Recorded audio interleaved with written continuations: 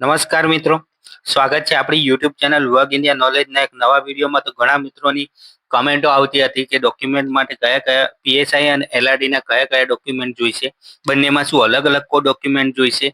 તો આવી બધી કમેન્ટો આવતી હતી, તેના અધીન આપણે આજનો આ નવો વિડીયો બનાવવામાં આવ્યો છે મિત્રો.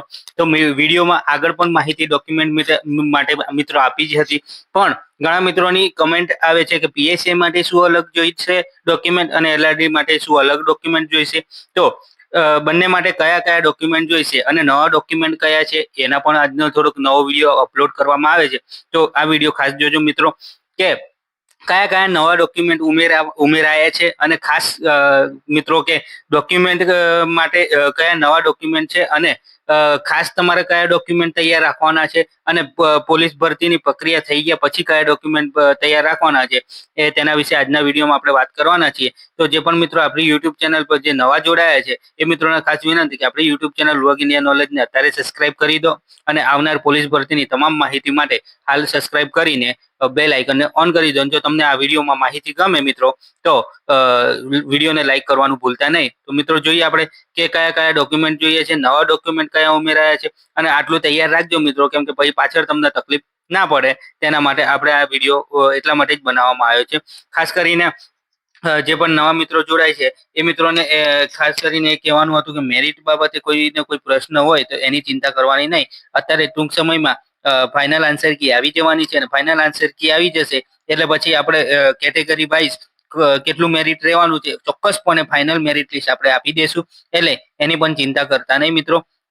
રહી વાત ફાઇનલ આન્સર કીની, તો તમને ખબર જ છે કે જ્યાં ગુટરુ મેડમે આપણે જે જીપીઆરબી ના ચેરમેન છે એમને ઓફિશિયલી જાહેરાત તો કરી જ દીધી છે કે તમારું એક વીકમાં હવે ફાઇનલ આન્સર કી મિત્રો જાહેર થઈ જશે, એટલે એની પણ ચિંતા કરવાની કઈ જરૂર નથી. ફાઇનલ આન્સર કી આવે એટલે આપણે જે ફાઇનલ મેરિટ લિસ્ટ છે કેટલું રહેવાનું છે category wise, general, OBC, SC, ST નું ટોટલી બધા કેટેગરી વાઇઝ નું આપણે મેરિટ લિસ્ટ પણ આપી દેશું. અને મિત્રો તમને ખબર જ છે કે આપણે એનાલિસિસ કોઈ દર ખોટું પડતું નથી, એટલે મિત્રો ખાસ વિનંતી છે કે આપણા યુટ્યુબ ચેનલ વર્ક ઇન્ડિયા નોલેજને સબસ્ક્રાઇબ કરવાનું ભૂલતા નહીં, અને જો વિડીયોમાં માહિતી તમને ગમે તો લાઈક કરજો. તો જોઈએ આપણે ડોક્યુમેન્ટ ખાસ કયા જોઈએ છે તેના વિશે મિત્રો.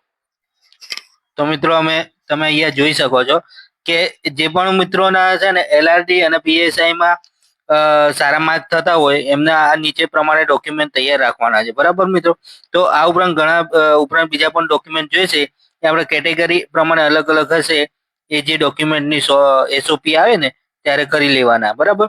અત્યારે કેટેગરી પ્રમાણે ડોક્યુમેન્ટનો વિડીયો આપણે મૂકીશું, તેમાં સવિસ્તાર માહિતી આપશું. પણ અત્યારે તમારે કયા કયા ડોક્યુમેન્ટ ખાસ જરૂરી છે એ રાખવાના છે તેની આપણે માહિતી અત્યારે શોર્ટમાં આપી દઈએ કે પીએસઆઈ અને એલઆરડી માટે કયા ડોક્યુમેન્ટ જોઈએ. તો ખાસ કરીને તમારે કોલ લેટર તમારો જે હોય એ ખાસ કરીને કોલ લેટર રાખવાના છે, તેની આપણે માહિતી અત્યારે શોર્ટમાં આપી દઈએ કે પીએસઆઈ અને એલઆરડી માટે કયા ડોક્યુમેન્ટ જોઈએ. તો ખાસ કરીને તમારે કોલ લેટર તમારો જે હોય એ ખાસ કરીને કોલ લેટર રાખવાનો છે, બરાબર. કોલ લેટર ખોવાઈ ગયો હોય તો તમને અગાઉ પણ જણાવ્યું હતું ને અત્યારે પણ જણાવી દઈએ છીએ મિત્રો કે તમારો કોલ લેટર જો ખોવાઈ ગયો છે તો ભરતી બોર્ડનો સંપર્ક કરીને વહેલી તકે તમારે કોલ લેટર મેળવી લેવાનો છે. ગ્રાઉન્ડનો અને લેખિત પરીક્ષાનો, ગ્રાઉન્ડનો પણ પીએસસીપી પીઈટી સિક્કા વાળો કોલ લેટર મિત્રો જોઈશે. એટલે જો તમારા જોડે મિત્રો કોલ લેટર ના હોય તો અને કઈ ખોવાઈ ગયું હોય તો મિત્રો ખાસ કરીને તમે ભરતી બોર્ડનો સંપર્ક કરીને તમે એના બાબતે તપાસ કરી શકો છો અને મેળવી લેવાનો રહેશે, બરાબર. બીજું છે આગળ 10મા ધોરણની માર્કશીટ ખાસ તમને ખબર જ હોય છે, 10માની અને 12માની માર્કશીટ ખાસ જોઈ છે, બરાબર. 12માની માર્કશીટ એટલા માટે કે આ ભરતી 12 પાસ ઉપર હતી એટલે ખાસ 12માની માર્કશીટ. પછી ઘણા મિત્રો એમ કહેતા હતા કે એલસી 12માનું જોઈએ કે 10માનું, તો મિત્રો 12 પાસ ઉપર ભરતી હતી એટલે એલસી પણ 12માનું જ જોઈશે, એનું પણ ખાસ ધ્યાન રાખવાનું. અને તમારું આઈડી કાર્ડ એટલે તમને ખબર જ છે કે આધાર કાર્ડ, પાન કાર્ડ, કોઈ બી એક આઈડી કાર્ડ તમારો જોઈશે. ફોટાનો સેટ તો મેં તમને આગળ પણ કીધું હતું કે 10 થી 15 ફોટા તમારો જોઈશે, એટલે 10 થી 15 ફોટા તમારે અર્જન્ટમાં ના કઢાવવા પડે, એટલે અત્યારથી તમે આપી દો તો એક વીકમાં તમને મળી જાય, એટલે થોડા ઓછા પૈસામાં તમને ફોટા પણ મળી રહેશે. એટલે અત્યારથી ફોટા કઢાવીને રાખી શકો છો. જે ઉમેદવાર મિત્રોને પીએસઆઈ અને એલઆરડીમાં સારા માર્ક થાય છે એ મિત્રોને ખાસ જણાવવાનું છે. પછી જે છે જાતિનો દાખલો, બરાબર મિત્રો. તો જાતિનો દાખલો એસસી અને એસટી ઉમેદવાર મિત્રોને ખાસ કે જાતિનો દાખલો તમારો જો ડેટ પૂરી થતી હોય, બરાબર, કે કઈ પ્રોબ્લેમ હોય તો જાતિના દાખલામાં સુધારા વધારા કરવાના હોય તો અત્યારથી કરી દેજો. કેમ કે તમારે જ્યારે ડોક્યુમેન્ટ વેરિફિકેશન માટે બોલાવવામાં આવશે ત્યારે તમે દોડશો ત્યારે તમારું કામ અટવાઈ જશે ને નહીં થશે ત્યારે તમને તકલીફ પડશે. એટલે ખાસ કરીને એસસી એસટી ઉમેદવાર મિત્રોને ખાસ જણાવવાનું કે જાતિનો દાખલો તમારો જે છે એ ખાસ કરીને યાદ રાખીને કઢાવી લેવાનો રહેશે. પછી છે આગળ નોન ક્રિમિનલ સર્ટિફિકેટ, કે જે ઓબીસી કેટેગરીના ઉમેદવારો છે એમને ખાસ નોન ક્રિમિનલનો સર્ટિફિકેટ કઢાવવાનું રહેશે. નોન ક્રિમિનલનું સર્ટિફિકેટ ખાસ કરીને યાદ રાખજો કે જે છે નવું કઢાવી લેજો. કેમ કે અમુકની ડેટ પૂરી થઈ ગઈ હોય તો ડેટ પણ જોઈ લેવી. તમારું મોસ્ટલી 3 વર્ષનું આવરદા હોય છે, તો નોન ક્રિમિનલ સર્ટિફિકેટની પણ જો તમારી ડેટ પૂરી થતી હોય એ જો ટૂંક સમયમાં, મતલબ કે 2-4 મહિના હજુ હોય તમારી, તો નવું કઢાવી લેવું. કેમ કે અંદાજ નથી કે ક્યારે એનું ડોક્યુમેન્ટ વેરિફિકેશન આવી શકે છે. એટલે ખાસ કરીને નોન ક્રિમિનલ સર્ટિફિકેટ પણ જો તમારી ડેટ પૂરી થતી હોય તો કઢાવી લેવાની. પછી છે ઈડબ્લ્યુએસ કેટેગરી વાળા માટે ઈડબ્લ્યુએસ નું સર્ટિફિકેટ. અને ખાસ કરીને આજે તમને ઘણા મિત્રોની કમેન્ટ આવતી હતી કે સર સીસીસી નું સર્ટિફિકેટ, ટ્રિપલ સી નું સર્ટિફિકેટ એટલે કે કોમ્પ્યુટરનું સર્ટિફિકેટ માગે છે. તો હા મિત્રો, ખાસ કરીને તમને બધે આટલા માટે જ વિડીયો બનાવવામાં આવ્યો છે કે ટ્રિપલ સી નું સર્ટિફિકેટ ખાસ કઢાવી લેજો અને એ સરકાર માન્ય સંસ્થામાંથી જ જોઈશે. ઘણા મિત્રો એમ કહેતા હતા કે ભાઈ હા, જેને કોને નથી કઢાવવાનું એની પણ ખાસ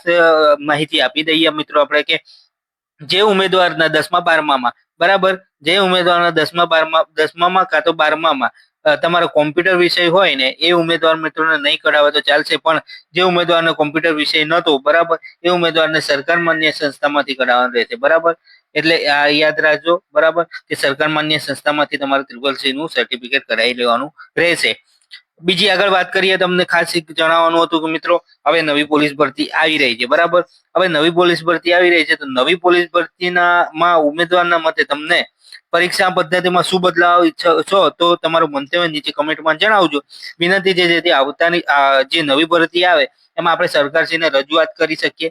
એટલે ખાસ તમને જણાવવાનું છે કે તમને નવી જે પોલીસ ભરતી આવે એમાં તમે શું બદલાવ કરવા માંગો છો, જેથી ભરતી જાહેર થાય એના પહેલા આપણે શું છે કે ભરતી બોર્ડને કઈ પણ રીતે એમને જણાવીએ કે ભાઈ આ રીતની ભરતી પ્રોસેસ કરો તો સારું રહેશે. કેમ કે ઘણા ઉમેદવારની કમેન્ટો આવી છે કે ઘણા ઉમેદવારનો મત મુજબ આવું છે કે આ રીતના જો ભરતીમાં પરીક્ષામાં પદ્ધતિ બદલવામાં આવે તો ઉમેદવારોને ફાયદો થશે.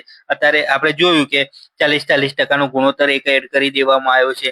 આવું તેવું છે, બરાબર. એટલે શું છે કે જે ભરતી પ્રક્રિયા છે એને થોડું તમારે પરીક્ષા પદ્ધતિમાં શું બદલાવ કરવો છે, બરાબર. પછી વાત છે કે ભાઈ ફિઝિકલના માર્ક એડ કરવા છે કે નહીં, તો તમારા મંતવ્ય શું છે એ આપણે કમેન્ટમાં જણાવી દેજો મિત્રો. અને કોઈને કોઈ ડોક્યુમેન્ટ બાબતે કઈ પ્રશ્ન હોય તો એ પણ જણાવી દેજો. એટલે આપણે બધાને પર્સનલી જવાબ આપવા તૈયાર છીએ. તો મિત્રો મળીએ નેક્સ્ટ વિડીયોમાં. જય હિન્દ, જય ભારત મિત્રો.